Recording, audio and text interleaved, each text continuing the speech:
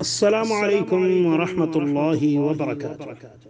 Group जा अज़ीज़ से भाइरो छा हाल आहे? अल्लाह ताला खां दुआ है त अल्लाह ताला असांखे तव्हांखे ऐं सॼी मुसलमान उम्मत खे दुनिया ऐं आख़िरत जूं कामयाबियूं अता फरमाए। मुंहिंजा अज़ीज़ दोस्त साथियो, हिन वक़्तु ग्रुप में मां हिकिड़ी वीडियो शेयर कई आहे ऐं यकीन कयो अहिड़नि वीडियोज़नि खे ॾिसी ॾुख थींदो आहे।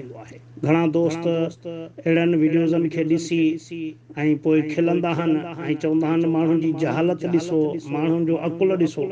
को एक ऐसे रक्षा दिखाने जा रहे हैं। लोगों का कहना यह है कि इस रक्षे पर मनते मुरादें पूरी होती हैं और ये लोग इस रक्षे को एक मज़ार की हालत दे दी है और यहाँ पे चादरें भी चढ़ाई जाती हैं। कि रक्षे में ज्यादातर मैंने सुना है कि लेडीज ज्यादा बैठे हैं। हम किसी को इनकार ही नहीं करते। आपको अपने मसाइल बताती हैं।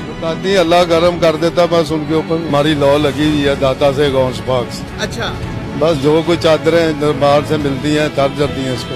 जो पैसेंजर यहाँ पर बैठते हैं और कोई मनते मुरादे भी मांगते हैं, दुआएं भी मांगते हैं और बाद में फिर आपको ढूंढ कर वो चादर आपको दे के जाते हैं। वो पहले दरबार लेके जाते हैं, उधर से सलाम करके फिर मुझे दे के जाते हैं। अच्छा, फिर आपको दे जाते हैं। हमारे लोग किसी रक्षे को मानना शुरू कर दें तो उसको चादरों से भर देते हैं।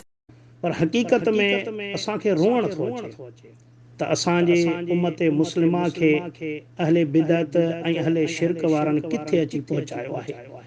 कीअं उन्हनि खे नफ़्सियाती मरीज़ बनाए छॾियो अथनि। अल्लाह खां नाउमीद करे उनखे ख़ल्क़ जे पोयां लॻाए छॾियो अथनि। मख़लूक़ में उमेदियूं उन्हनि जूं लॻाए छॾियूं एतिरे क़दुरु जो तव्हां ॾिसो था हींअर सोशल मीडिया ते कोई मटका पीर आहे, कोई पेप्सी पीर आहे, तो कोई साइकिल पीर आहे, कोई घड़ियाल पीर आहे, को शलवार वारो पीर आहे ऐं हाणे हिन वीडियो में ॾिसो त रक्षा पीर आहे। रक्षा किॾा ज़ालिम आहिनि इहे अहले बिदअत अहले शिरक वारा। जो पंजाब में हिकु दरबार आहे दाता जेको आहे दरबार जे नाले सां, उन जे भरिसां हिकिड़े ॼट जाहिल निफट मवालीअ वञी रक्षो बीहारियो, को भॻल जंहिं को उन खां को 10,000 में बि न ख़रीद करे। ॾिसो कीअं इहे ज़ालिम उम्मत खे गुमराह करे ऐं पंहिंजी तिजारत था ठाहिनि। हिकिड़ी खटारा लाश रक्षे खे उते बीहारे उन ते बसि पड़ विझी छॾी। जंहिंखे पंहिंजी मन्नत पूरी करणी हुजे अचे हिन ते वेहे बास बासे पड़ विझी वञे, उनजा कम थी वेंदा। अॼु जो मुसलमान इन कम खां बि न मुड़ियो।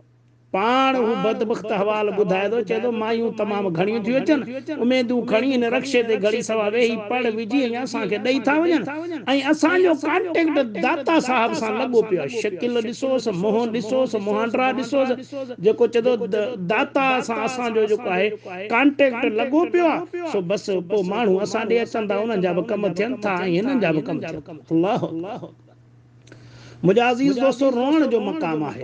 अफ़सोस ही हालत थी वई आहे उम्मत मुस्लिमा जी ते हूंदे बग़ैर असां मुसलमान गुमराही जी ज़िंदगी में दुनियादारी जे पोयां रात ॾींहं लॻा पिया आहियूं, या पंहिंजनि फितननि फसादनि जे पोयां हसद ऐं साड़ जे पोयां पंहिंजूं रातियूं पंहिंजा ॾींहं गुज़ारियूं पिया ऐं हिक ॿिए जे टंगूं छिकण में लॻा पिया आहियूं ऐं उम्मत मुस्लिमा तबाह थिए पई। त अफ़सोस आहे सभ खां पहिरियां असां ते। हू त वेचारा जहालत जी ज़िंदगी में आहिनि, उन्हनि खे तॾहिं अहिड़ा ज़ालिम लुटीनि पिया। पर असां जेके अहले इल्म वारा आहियूं या जिन्हनि खे थोरो घणो क़ुरान हदीस जो इल्म आहे, उहो बि इन्हनि शयुनि ॾे तवजो न ॾे ऐं पंहिंजी दुनियादारी में फाथो पियो हुजे त पोइ मुंहिंजा अज़ीज़ दोस्तो क़यामत जे ॾिहाड़े अल्लाह ऐं अल्लाह जे रसूल सल्लल्लाहु अलैहि वसल्लम खे कहिड़ो मुंहुं ॾेखारींदो। ॾिसो उम्मत किथे पहुती आहे। जियां रसूलुल्लाह सल्लल्लाहु अलैहि वसल्लम फरमायो आहे, सही बुखारी जी हदीस आहे, हदीस नंबर 7320, उन में रसूलुल्लाह सल्लल्लाहु अलैहि वसल्लम फरमायो त मुंहिंजी उम्मत बिल्कुल गुज़रियल उम्मतन जे पैरवी कंदी गिराठ ब गिराठ गज़ ब गज़, जीअं विख हू हलिया ईअं ई हू हलंदा, चाहे हू हिकिड़े ॻोह जे सोराख में बि घिड़िया हूंदा न, ही बि उते ज़रूर घिड़ंदा। तो साहबा चयो त असां पुछा कि या रसूल अल्लाह सल्लल्लाहु अलैहि वसल्लम गुज़रियल उम्मतन मां मुराद केर? यहूद ऐं नसारा? नबी करीम सल्लल्लाहु अलैहि वसल्लम बाक़ी केर? तव्हां अगर यहूद ऐं नसारा खे ॾिसो त उन्हनि जी ज़िंदगी बि ईअं गुज़री वई। बनी इसराइल वारनि गाबे जी बि पूजा कई, ऐं बुतन जी भी पूजा कई, फिरौन जी भी पूजा कई, सब माना जेको भितर ठिकर जेको मिले न उनजी पूजा कर। सिज जी पूजा कन, चंड जी पूजा कन, ऐं तारन जी पूजा कन, वण जी पूजा कन, उन्हनि जी इहा ई ज़िंदगी। पैगंबरन जे कब्रन जी पूजा कयूं, कब्रन खे सजदा कयूं। उहा सही बुखारी में हदीस आहे। रसूलुल्लाह सल्लल्लाहु अलैहि वसल्लम पंहिंजे आख़िरी ॾिहाड़नि में फरमाईंदा हुया त लानतुल्लाहि अलल यहूदी वन नसारा इत्तखदू कुबूर अंबियाहिम मसाजिदा। लानत हुजे यहूद ऐं नसारा ते, उन्हनि पंहिंजे पैगंबरन जे कब्रन खे सजदागाह बनायो।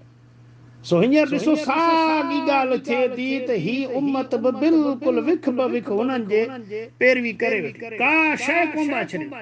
गाबे जी पूजा, ॾाचीअ जी पूजा, कुमीअ जी पूजा, वाॻूअ जी पूजा, ऐं घड़ियाल जो पीर ठहण, मटके जो ठहण, पेप्सी जो ठहण, शलवार जो ठहण, हाणे त रक्षो बि अची वियो। रक्षो पीर, रक्षे में वेह, तुंहिंजी दिलि जी उमेद पूरी। अल्लाह, वो रक्षो जेको सड़ी वियो आहे, तबाह थी वियो आहे, उन्हनि अकुलमंदी कई, ॾिठूं 10,000 बि कोन कंदो, इनखे ॿ पढ़ विझी छॾ त करोड़ रुपया कमाईंदासीं, असांजूं ईंदड़ नस्लूं पयूं खाईंदियूं।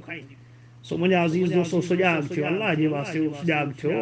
ही दुनियादारी हिते रहिजी वेंदी, केर बि कंहिंजो कोन हूंदो। क़यामत जे ॾिहाड़े अल्लाह पुछा कंदो त कहिड़ो नेक सालिह अमल खणी आयो। सो पंहिंजे लाइ नेकियूं गॾु कयो। उम्मत मुस्लिमा खे इन तबाही खां बचायो, उन्हनि खे आगाह कयो, ही ज़ुल्म उन्हनि खे ॾेखारियो, ऐं जंहिंखे जेतिरी ताक़त आहे इन जे ख़िलाफ़ उथी पए।